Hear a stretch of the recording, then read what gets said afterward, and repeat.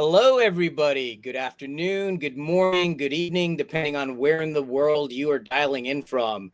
Welcome to this edition of Envision Voices. And I am really blessed today to bring a former customer, now partner, onto the call. And Tiffany Long has taken some time this afternoon to join all of us to share her experience in AI around customer experience and employee experience. But we're really going to talk about the central theme of trust, and both trust internally within the team, as well as, of course, with your customers as they engage your AI agents. So, Tiffany, before I go too far into it, tell the audience a little bit about yourself and who you are and where you are.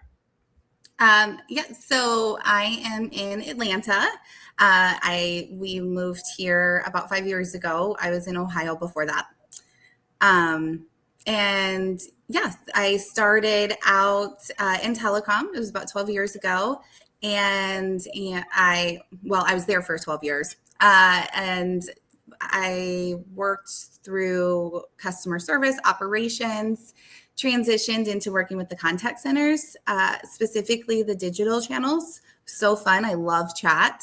And then I moved into the system side of the house and worked on the first chatbot in my department. We built that with just some FAQs, and over about the course of 3 to 4 years that I worked on that project, we scaled it to doing complex issues with product orders, billing questions, the works, right? And then I transitioned to an ISP company about 3 years ago. And I had like almost a similar journey there, right? I came over, I started with the digital channel operations, again, running that. And then I moved into IT as the senior manager of omnichannel operations. That's when I met y'all. And we did some amazing work orchestrating our voice bot there. I've worked with the IVA solutions and, our omnichannel operations there. And now I am at Tech Stack. I'm the program director where we are a consulting company and work with contact center technology to just help the customers start from the entire life cycle of selecting the right tools, the implementation projects, ongoing strategy support, and just, enhancing their IVA chatbots, all that fun stuff. So now I went from being the client to I have a list of clients, and they're amazing, and I love it. That's awesome. And so you get to bring your expertise that you have amassed over, 15, 20 years in building teams from the ground up, implementing technology, being at the forefront of digital transformations and AI. And now you get to bring all that wealth of expertise to your clients, which is super exciting. So you've seen it on both sides. And I guess we can start by just talking about where the contact center industry is today, especially kind of around what I did kind of see, and I think we all do who kind of live and breathe it, is these rising customer expectations. What's your take on that? Yeah, absolutely. The customers are like demanding excellence, right? I like to think that as a customer, you're not comparing that company with the competitor of theirs.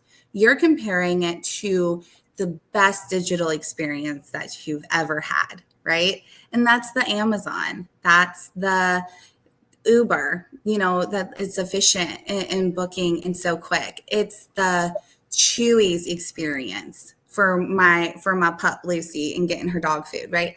They are making it fast. They're making it easy, personalized. And so that really is what the customer expectations are. And so, what you're seeing as a result in the contact centers is just a huge push for that intelligent automation. It's not just okay to have a basic FAQ anymore, right?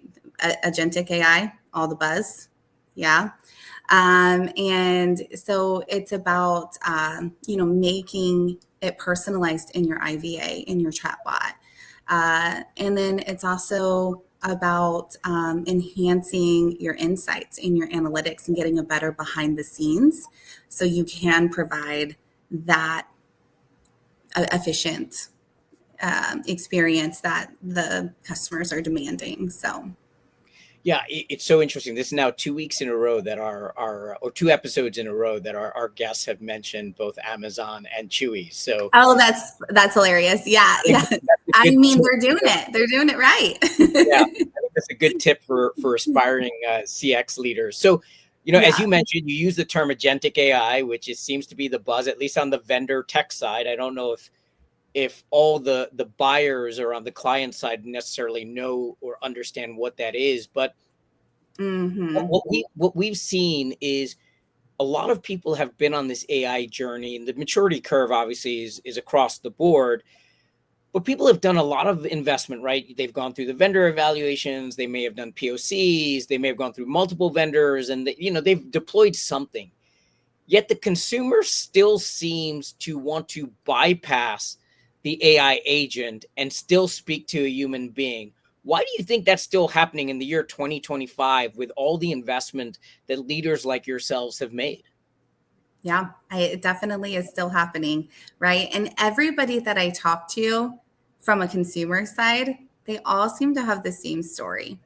I only call if it's something super important. I only call if it's complex. So if I'm calling, I want to talk to a human. That is just across the board of what I hear. I heard it yesterday in one of our AI events that we hosted at Tech Stack. It's this, it's all the same. And so why it's still happening is, I think there's like really two key things if I would have to like narrow it down, right? It comes down to your design and it comes down to your execution. From your design and that discovery piece, that is so important. And what companies are doing is it's like, we've got to get AI in, we've got to do this, we've got to do that. And we just rush it. We rush it. We put things in that are half baked and, we are just kind of putting in the bare minimum, and you have to scale it. You have to make it more complex.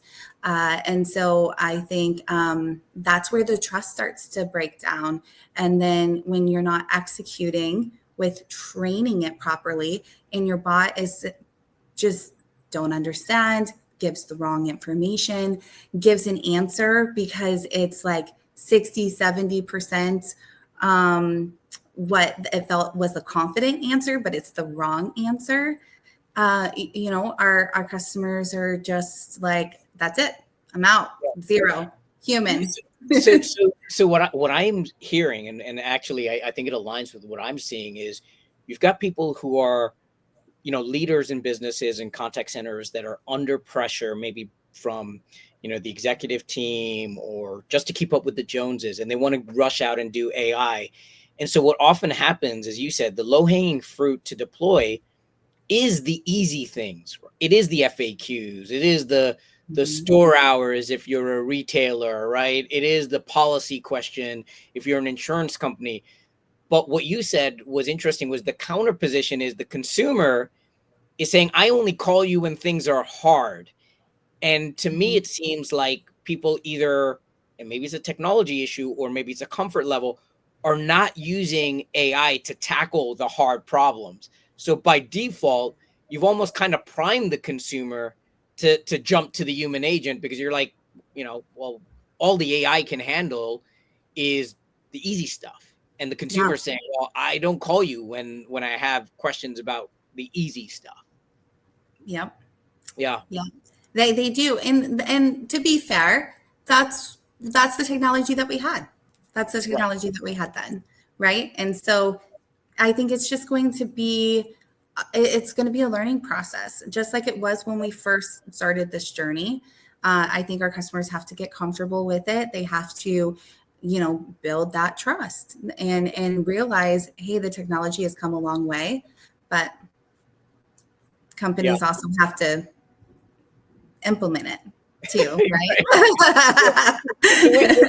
where do you see, you mentioned the word trust, right? And we said that was going to be the central theme of what we talked about today. Like, where do you typically see the trust in AI breaking down, particularly from the consumer side first?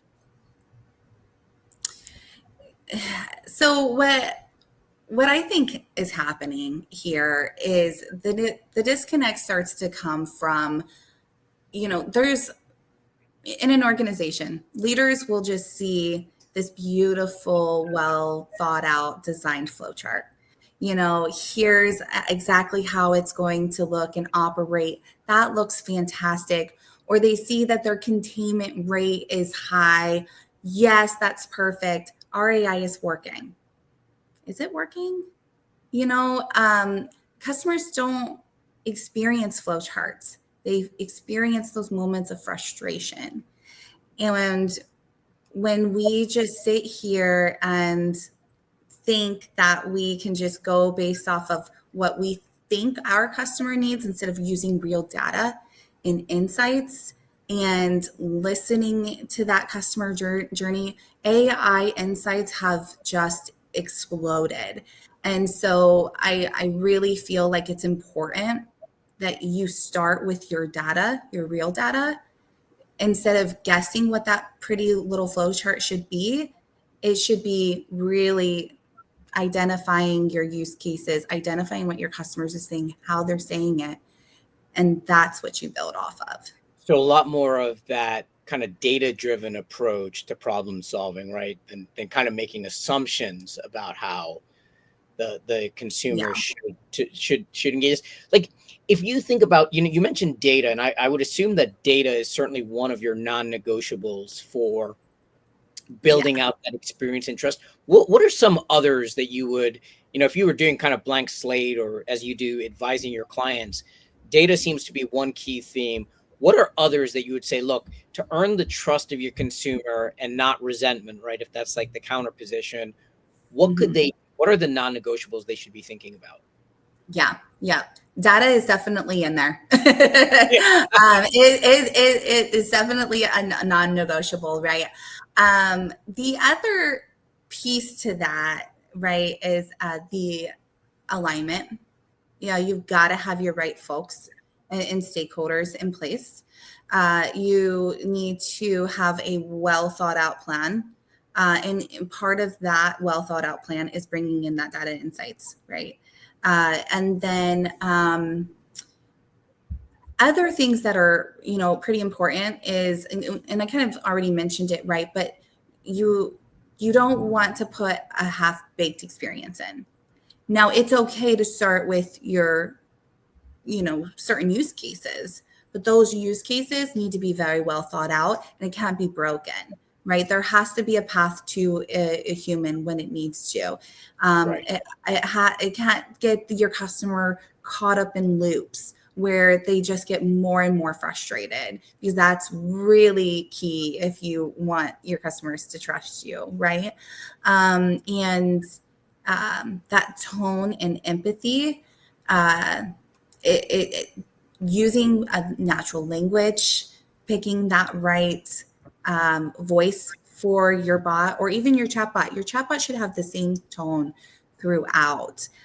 You don't want to just sit here and one day I'm feeling it this way and this is how I'm going to write it. Next day it's going to be this way. You should have a brand and a theme for all of your technology that's customer facing. And I think that that's another critical non-negotiable. I loved how you kind of mentioned the death loop. Yeah. That's and look, we all experienced it with the IVR. Like, it's not, Yeah. unfortunately, not a new issue. It's just that we've shifted it to a different paradigm. Like, from a personal experience, I was recently dealing, like, my water dispenser broke in our house with the water company and the water delivery company. And I went to their bot and I was excited, right? Oh, I'm going to deal with an AI agent. This should be great. And Mhm. it could only tackle three issues. Guess what? Account questions, billing related. It was all financial related, not anything to Yeah. do with equipment, which is fine. It's like, okay, if you got me, and the bot kept saying, like, these are the three things I can help you with. And I'm like, but that's not my issue. So I'm Mhm. like, But where's the option to get to a human agent? And they're literally in this chat experience, there was none. And I'm just typing in human being, agent. I'm thinking of any kind of word that I can come up with to try to prompt the bot to get me to a human agent. And after about like, I think probably 7-10 minutes, I like just gave up. It was so painful. And guess what I ended up doing? I ended up calling. So that whole thing, right? You go back to the initial strategy around this digital engagement, right? Which is like, hey, we can have more efficiency with chat, and we can defer people from placing phone calls. Well, now you've actually amplified the situation. If you have a horrible chat situation because you deployed a poor AI agent, you've actually gone full circle, and you're going to push more calls into your contact center because now by the way, now you've got like people who are extremely frustrated because they just burned 10 minutes trying to deal with your bot. Yep. And then they're not going to want to use it again. And once they find your loophole, then that's what they're going to do there on out. Right. It's what I do. So, you had your experience. And then kind of the reason why I plugged this piece in is for my own personal experience. I have to call my pharmacy almost every month. To go through and kind of talk about the insurance and things like that. Right. And every time I call, I won't say who the pharmacy is, but every time that I call, because it's through like a grocery store. So they're trying to send me to like customer guest services over here or the meat department or whatever. And I'm like, that's not what I'm saying. I'm just saying, can I please speak to a representative? Because I know the bot can't handle the insurance questions. Yeah. And so I get frustrated. It takes me sometimes I have to hang up and restart, and it takes me 4 or 5 tries to finally get to them.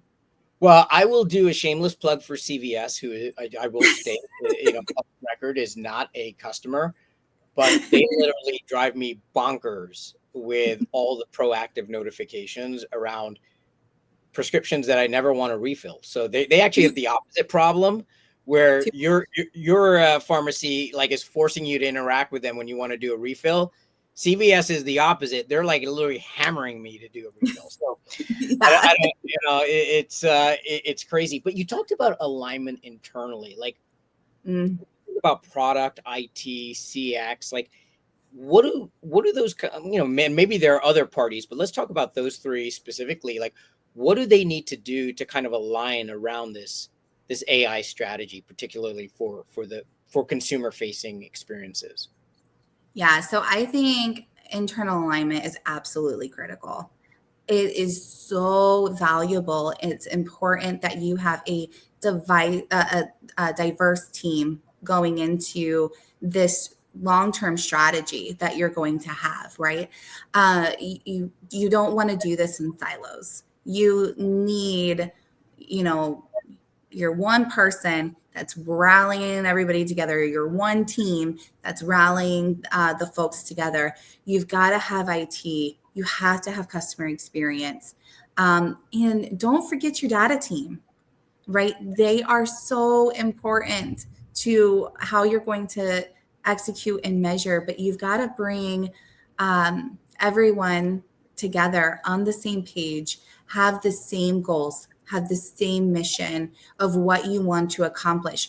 We like to do technology first, but it needs to be the problems first. You need to bring the problems to the table and, really talk through how you want to solve them and what you want the technology to do for you and how you're going to measure it. And then customer service is going to ensure that you're going to capture the customer pain points. You're going to think about their journey. Your IT is going to just be thinking about the integration and how fast we can deliver and that implementation project, right? So you need the whole team together, and you cannot run a successful strategy without it. You just can't. I agree with that. In fact, I would say from a vendor perspective, when I look at failed evaluations or failed projects, it often is where you've got basically one of those silos trying to either just steamroll or just get this thing in, right? So sometimes you'll have in a situation where a contact center leader will reach out to you and say, hey, I've been given this mandate. I'm not going to get more FTEs or whatever, so I need to deploy an AI agent. And Mm-hmm. you're like, first question is like, well, where's your IT partner in this? Well, no, the IT doesn't need to be involved. This is my budget. And it's like, okay, so it goes back to what you said initially. Think about the landscape that a contact center leader has access to. It's basically your public facing FAQs, your ticketing information, your AI, your internal knowledge base for your agents. But that's a pretty limited set of data, and it's only going to handle some Mm-hmm. of that low hanging fruit, right? Until you get into the deep integrations with the back end system and be able to do cancellations and replacements and all those things. On the flip side, you have these CTOs or you have these tech leaders that want to, deploy AI. It's the coolest thing that we've Yes. seen in a long time. And And they'll they come want in, it done yesterday, right? It's, right? it's And they'll come in pressure and they'll on say, them, "Hey, pressure we're on them. looking for an AI agent that does this." And I'm like, "Great, but where's your contact center leader?" And they're like, "No, this is my initiative. Once again, my budget." And it's like, Mm-hmm. well, wait a minute, this has to be a holistic consumer experience, right? Like, you can't just deploy an AI agent. And what are you not going to tell your contact center leader about it? And like, how does that then flow to the agent Right. experience?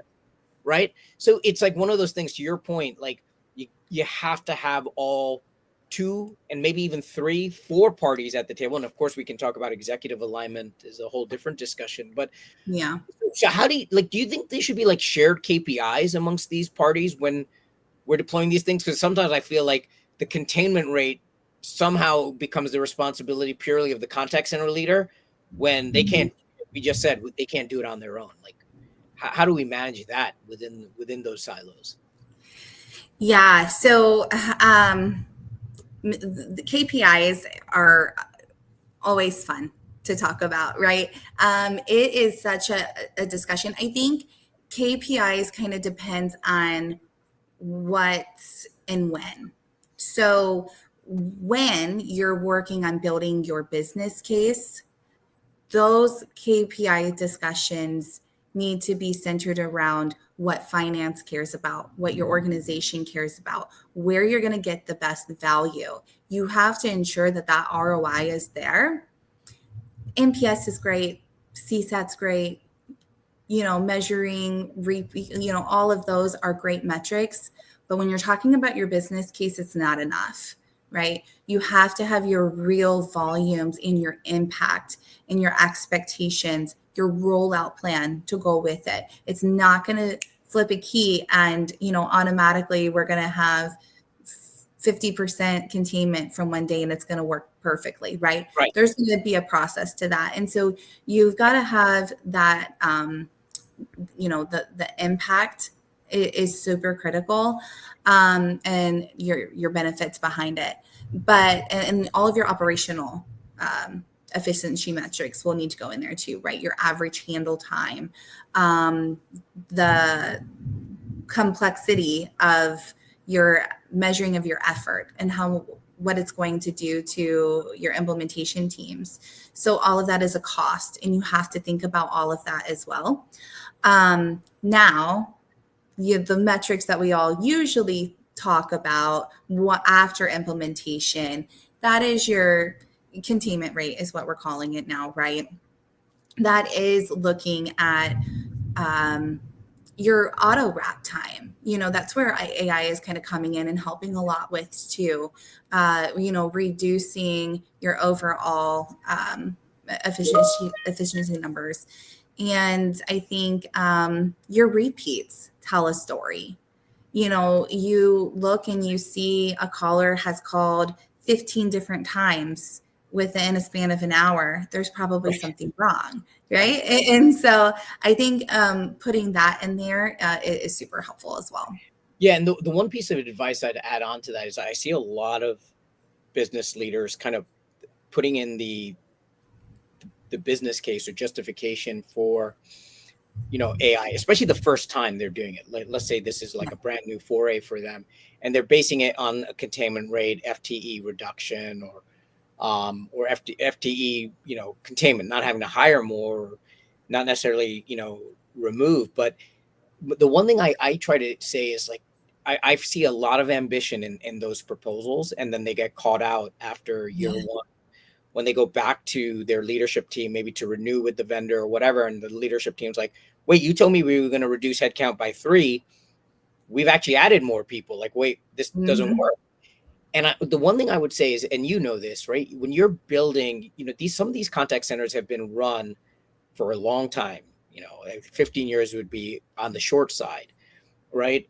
And so you've done all of this investment over X number of years, technology, more importantly, the people, the agent training, the onboarding, the weekly meetings, the coaching, all of the management structure. AI is no different. Like, AI is not, and any vendor who's telling you like day one, they're going to come in and the AI is going to know everything and do everything. Yeah. First of all, you should walk them out the door. Yeah. Like, the AI agent needs to learn. And when I say AI agent, it's like ubiquitous for that team that we're talking about between the vendor and those 3 groups within the organization. They're going to need to learn, and it's going to take time. So, when you're talking about like containment rates and all these things, it's like, you really have to build out a gradual improvement. Like, I had somebody ask me the other day, well, we had a vendor come in here and say they could do a 90% containment rate. And I said, great, you should go with them. Because I'm like, there's no way. I don't even know your demographic. If all your demographic is those people who say, I want to speak to a human agent, guess what? You're not going to be able to contain 90% of your volume. Like, it just, isn't going to happen. So I think it's been, it's been very interesting.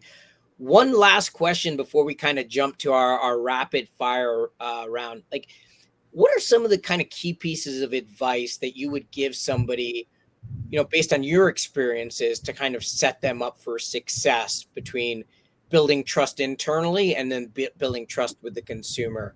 What would you say to maybe Tiffany if she was starting this journey 5 years ago? Yeah, I think we're just like really wrapping up what we've been talking about, right? I think when you're starting out and you're working out your plan, identify those customer pain points, figure out what you're going to solve for, start there, build your team cross-functionally. That's kind of like step 2, right? You've got to have a good, solid, diverse team. You got to be aligned. You got to know roles and responsibilities, who's bringing what to the table. You got to choose your right business cases, right? Don't start with your most complex, hardest thing that you can possibly think of. Right? You need to ease into it. You need to learn the technology. You need to learn how you're training and how it all works. Start with your most impactful use cases, like, your appointment scheduling, your resetting passwords, things like that, things that you can do, API integrations that will work well, and test it several times. A/B testing is so important. One of the things too, when you're working with your team, people have different ideas. You're going to have somebody who's like, I think it should flow like this. I think it should sound this way. And somebody else who says it another way. That doesn't necessarily mean that you have to pick one, like test them both. People all have really great ideas, and you don't always have to just like choose based off of just your assumption or what you think sounds good. Give it a try, A/B test it, see which one has the highest results, go with that, right? Then that's what you implement across the board. And then, you really need to plan well for your integration and your implementation.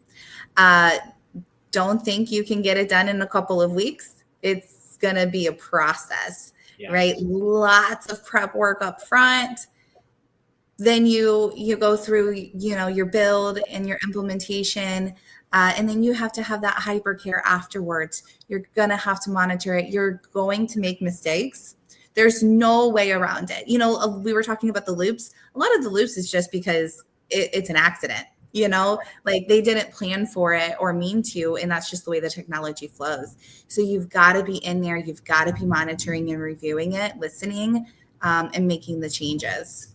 And I think those are the critical parts. So we have time for one rapid fire. So you get to dodge a little bit of the hot seat. Maybe. Okay. We'll see. Whether it's in your personal life or your professional life, what is one common misconception about AI that you wish people would stop believing? That it's turnkey ready and it's going to solve all of your problems in the organization. I think like leaders just feel like this AI technology is right. It's going to resolve it, and that's that.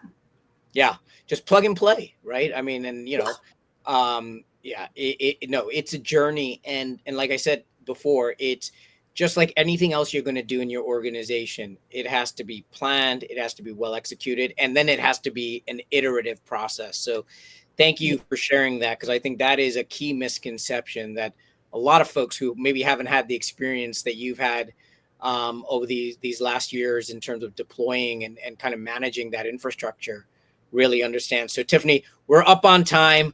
Thank you so much. We Very would well. love to have you on again in the future, and we hope you enjoy the rest of your day and your weekend up coming up. You too. Thank you so much, Vikas. I love it that you guys invited me. So appreciate it. Our pleasure. Have a good one. Yep. Bye. Bye.